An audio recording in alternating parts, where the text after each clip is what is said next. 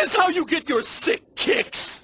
What? It's just an ordinary crabby. Oh my goodness! I can confidently say that in my quest to watch as many bad movies as possible, the Emoji Movie might be the most confusing, brain-dead, god-awful piece of human feces I've ever stumbled upon. For starters, this movie has TJ Miller in the lead role, and he sucks. He's a bad person who has done some really bad things, and now in 2024, he's trying to pretend like he didn't want to be in the third Deadpool movie, when in reality, he was never going to be asked to come back. I would not have done Deadpool 3 if they came to me and they were like, we want you to do Deadpool 3.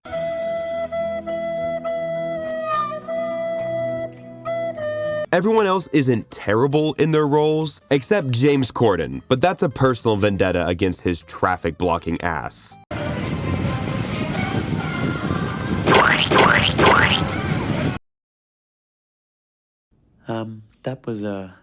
That was really bad. The Emoji Movie attempts to tell a compelling narrative similar to that of Inside Out and Wreck-It Ralph, and even has a teenager storyline that could have gone somewhere. Too bad the writers must have had a stroke when writing this, because the plot, the most boring thing since the Smurfs movies, Sony never seems to stop making.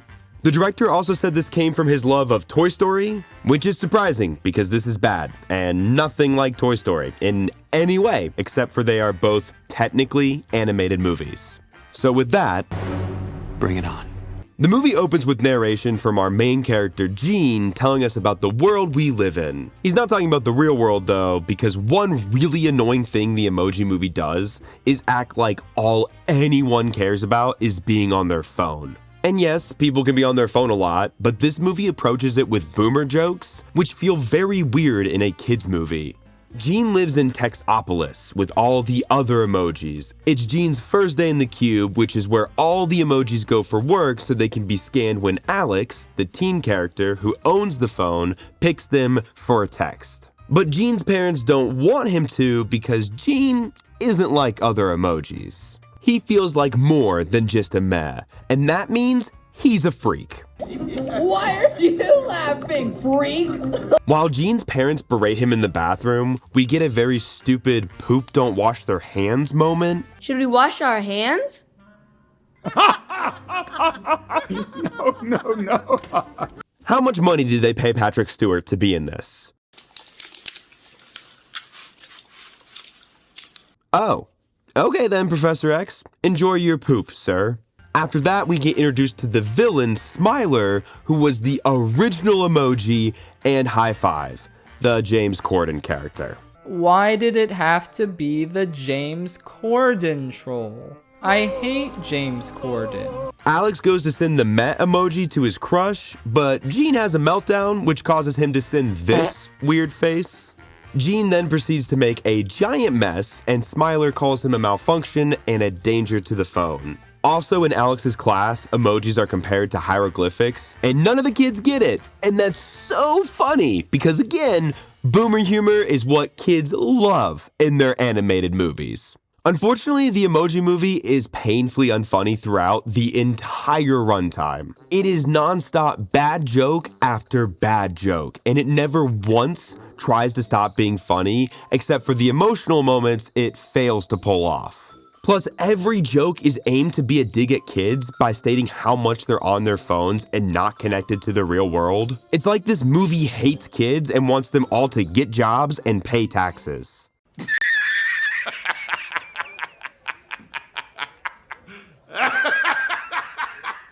Basically, the whole plot of the Emoji Movie is Smiler wants to erase Gene because he's a malfunction and that could mean the phone getting reset and everyone would perish. So Gene goes on the run with High Five to find a hacker and be reset to be a true meh, and also High Five can get back in the favorites. It tries a little too hard to pull off the message it's trying to tell, which is be yourself and also have friends. You don't have any friends. Nobody likes you. So after High Five and Gene leave Textopolis, they end up on the wallpaper and we are treated to a terrible Facebook ad and joke all in one. Guys, look at this picture. picture. Look at my baby. This is what I eat for breakfast. This is what I eat for lunch. Here's me in a gym. Here's me in the bathroom. Everybody's talking about themselves. After that, they go to the piracy app to meet Jailbreak, the hacker emoji. She agrees to help them after Jean makes a bunch of faces as the killbots arrive and start deleting things left and right. They escape through a Candy Crush ad, which also causes Alex's phone to go off when he tries to talk to his crush. Alex makes an appointment with the phone store, and all the head emojis start to freak out. Meanwhile, Jailbreak tells Jean that they can use his different faces to get past the firewall at the Dropbox app, and once on the cloud, she can reprogram him. On their way to their shortcut through the Just Dance app, High Five throws up a piece of candy corn and then eats it. What kid thinks eating thrown-up candy corn is funny? You just don't get it, do you? You don't.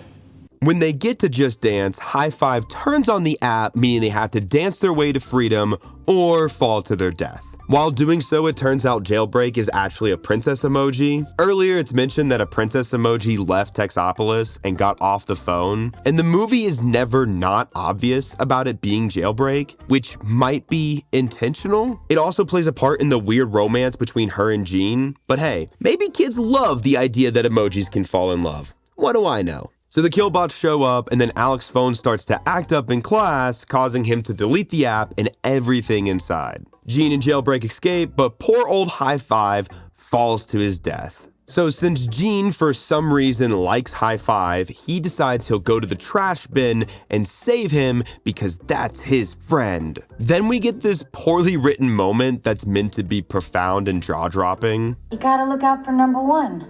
Well, what good is it to be number one if there aren't any other numbers? Wow.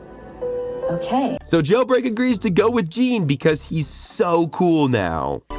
You know, I think you're pretty cool just the way you are. Step back, I think I'm gonna vomit! At the same time, Smiler gives her killbots an illegal upgrade, turning it into one giant killbot. Then Jean shows up to save High Five, followed by an Instagram ad. This entire movie feels like ad after ad for phone apps, and it's not only distracting, but also exhausting. Ultimately, the trio make it into Dropbox, escape the robot, and arrive at the firewall. A long scene of Jean trying different faces and getting blasted by fire takes place, until Jean says the password is probably the name of the girl Alex likes. Jean tries it, and the firewall grants them access. Now Jean can be hacked into a true Met emoji, but instead he tells Jailbreak how he really feels, and she straight up shoots him down. This rejection turns Jean into a true Met emoji, just as the killbot shows back up and snatches him. It takes him back to Texopolis to be deleted once and for all,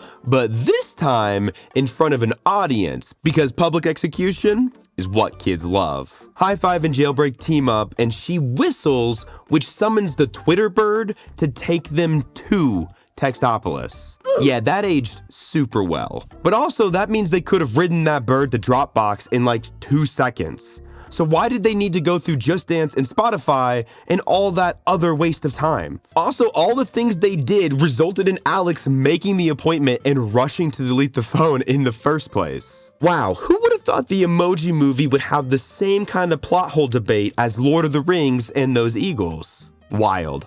So Smiler goes to delete Jean, but his parents burst in to try to save him, but it backfires and Smiler goes to delete his dad, who is also a malfunction. Luckily, High Five and Jailbreak show up to defeat the bot and Smiler all at once. Everyone starts getting deleted as Jailbreak sends a text to Alex's crush of Jean making a bunch of different faces all in a row, during which the Emoji Movie has a flashback of all the events we just witnessed, so we can be reminded how bad this movie is before it's even over.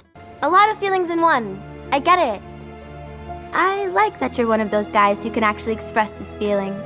Ew! Dude! What the fuck? Alex unplugs the phone at the last minute and everyone returns to life and cheers for Jean, who caused this whole mess in the first place. We get a dance scene to close the movie out, and then I dump my eyes in a bucket of bleach. I can't figure out what the writers of this movie were thinking when they came up with this idea. On the surface, there's not a bad story here to tell, but the execution in the Emoji Movie is so bad, it's truly baffling to me. Not a single joke lands, none of the characters are likable on any level, and everything feels like a cheap dig at young people or just another ad. You know what? Who did write this flaming piece of garbage?